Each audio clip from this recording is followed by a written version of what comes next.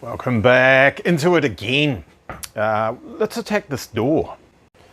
This beautiful, lovely condition CF Bedford van, almost van door, almost perfect, except it's it's pretty rotten.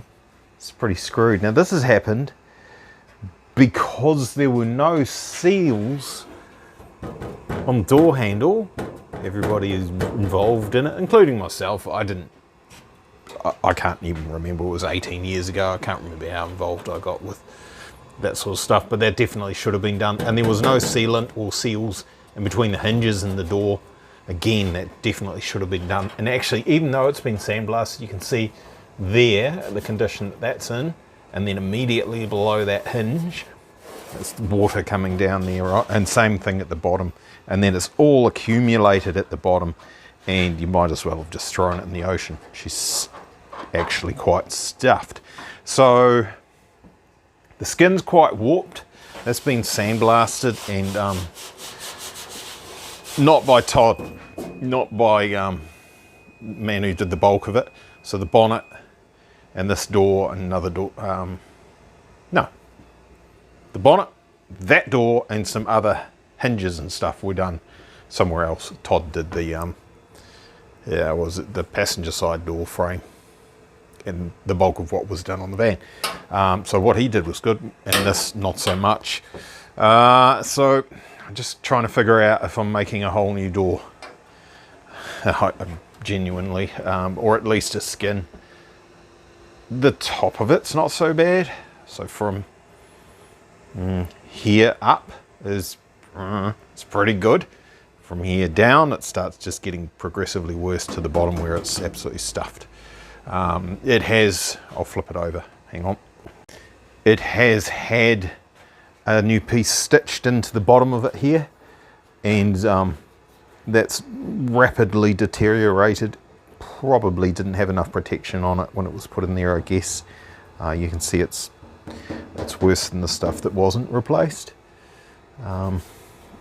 Immediately south of the welding is poor, very poorly, and the skin is, if you look carefully, you can see my fingers wobbling there. It is stuffed. A lot of that would have been from the welding and the heat distorting the panel, and then some of it from the sandblasting. It is wobbly. It is probably not as bad as the bonnet. To be fair, I can probably save that top part of it to about here somewhere, and with a bit of panel bond instead of welding, we can possibly do just this bottom section of the skin and make it good as gold. I'll make up my mind as I go. Look at that, chop chop. So cut the bottom section loose, the one that's had all the welding done on it, and the old straight edge across that skin. Sorry, you didn't see that. You were supposed to see that. Not mucking around with that at all, and that's not awful. It's not perfect. In fact, it is. No, I'm going to say, for an old skin that's been sandblasted and distorted by welding not so far away, so, you know, what's that, 200? How good am I? Let's see if that's 200. I didn't measure that, I just attacked it. What does it say? Oh, it's 170 to the end. It's only 135, so my 200's a bit, got that a bit wrong, didn't I? Yeah, that's not right. That's potentially savable, but I know it's going to be rusty in between here and the frame, so really I should be taking that off if I want to fix this properly. But I also need to be a little bit wary of the fact that I don't have 6 months to rebuild this thing. I have much less than that. I have maybe 6 days now, so yeah, better hurry up. Yeah, the old buzzy, pry. Yeah. See, if I don't replace the skin, if I don't take the entire skin off and leave the frame behind, this is going to stay there I've lost me reference. Here we go. That's the back side of the skin. That's not actually too bad. It did have some paint on there. But it's just going to blow out wherever I haven't done anything. Give it a couple of years or whatever. Fizz, fizz. Oh, door's stuffed again. It's not that much of a task to make this, I don't think. Yeah, let's do that.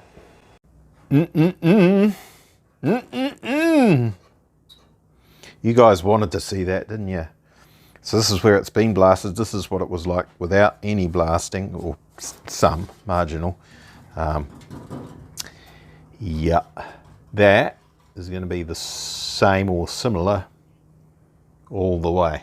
Maybe not so much right at the top. Going to be a good part of the frame needs to be replaced as well. Like a new door would be cool, but not actually all that easy to get in good condition.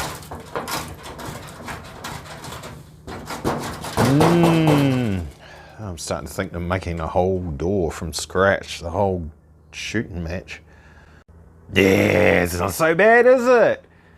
There's still actually a little bit of corrosion heading up under here, but it's nothing really, really serious. And I think, given how exposed it is, I might be able to just drown it in some high zinc primer or something like that.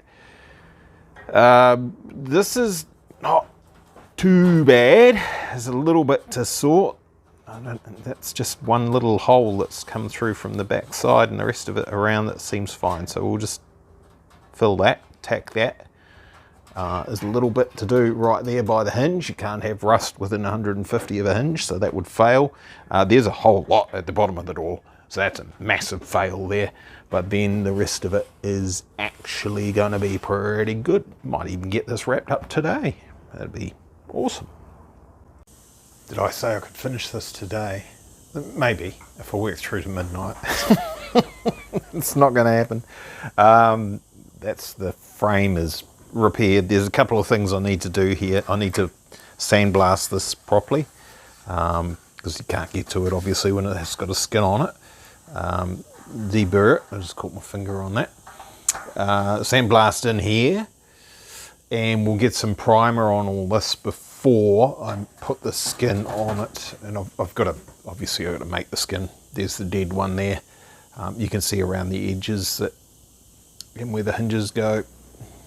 Hey, zoom in, there we go, focus. You can see that leaving that on there was just not going to be a good idea long term. It was just going to bite me in the ass again later on. Cranking along pretty good. Where were we last night? I was just going to sandblast this stuff, wasn't I? And a little bit there, probably actually fill in that little, supposed to be just one hole, not two. So that needs a little bit of attention there, but otherwise pretty good. Replace that. That looked a bit like that one, because this is supposed to be a flat panel through here, or more or less flat, with a few little holes in it for various things. And it was all chopped out to put a cupboard type thing in the door. Quite rough of old Grandad Bill, but whatever. So now that's beautiful. I could have made this deeper, but didn't really want to. So it's just going to be, I think it's 70 mils deep, and that's it. It's going to be flat, and we'll just put a panel in the back here, just pop rivet it in or whatever, or maybe some rivet nuts and it can screw in just in case we need to get to this and sort something with this. There was an issue with this, with the internal door release thing. You can see that end of the finger there goes on a little, I don't know, tab, another finger that's popped out the end of this one, and it would jump off because this whole arrangement was bent because it had a massive big lever on it, and it actually works in the opposite direction to what you would think. So if you stand with a door and you're on the inside and the hinges are on your right hand side and you're opening the door, so the handle's over here and the hinges are over there and the door opens that way, then the handle normally turns clockwise. But this one, it turned anti-clockwise, so everyone was trying to push the handle that way instead of pulling it that way. No, other way around. Everyone was trying to pull it that way instead of pushing it to open the door. And because it was such a big lever, it just bent all this. So now I've cut that lever off. It's just got a little tab. That'll get cut off, and I'll use one of these old original factory holes, and I'll put a little knob on there, and that'll be how that opens in the future. So this side I've replaced this. This side I haven't got there because I was looking into that, investigating that.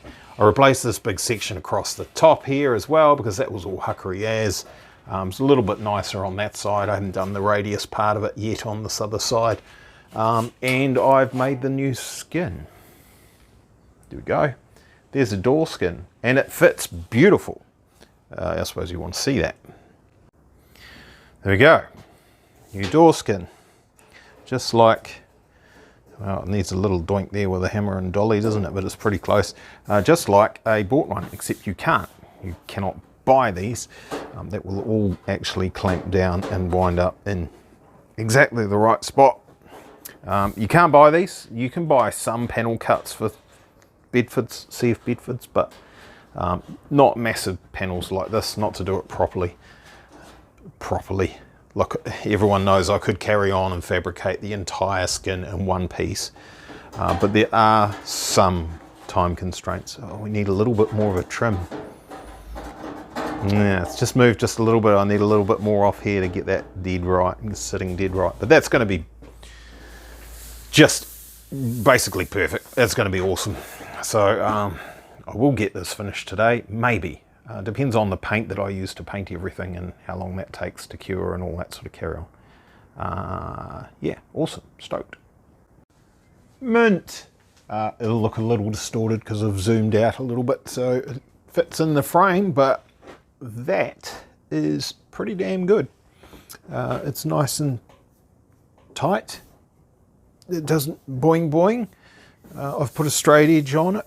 It's mint all the way up to about here somewhere, and we're maybe, yeah, I'll show you. Why not? Let's show you. We're maybe 2 millimeters at worst.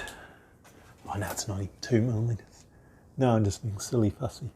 Oh, yeah, it might be. Yeah, I'm going to say 1.5 millimeters, just in the middle section there. The rest of it's pretty good. And to be honest, I'm not going to bother with it. Why would you? Just leave it. That is pretty much. There's a few little doinks here where my folder didn't quite get that dead straight, and so I gave it a little bit of a hammer and dolly, and there's some doinks there.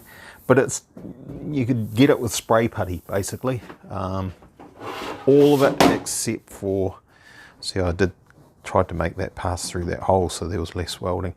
That's just a bit more than what you can do with spray putty. That's a little bit of filler on there. I'd say maybe a standard size spoonful, literally, and that will be good to go.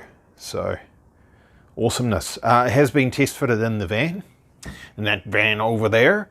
I'll show you. The latch for this step is in the wrong spot. This is too far out, and the door frame hits against this, so the door doesn't close properly. And it's probably been like that forever, which is probably why this thing had 6,000 tons of bog all the way down the side of it, because they couldn't get the door to close properly, so they just filled everything else with bog. I'm not kidding. There was this panel here. It was at least 8 millimeters thick.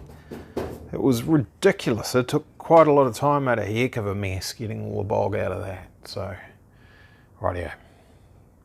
That'll do for today. How to make a Bedford door. There it is there. Thanks for watching. Cheers, bye.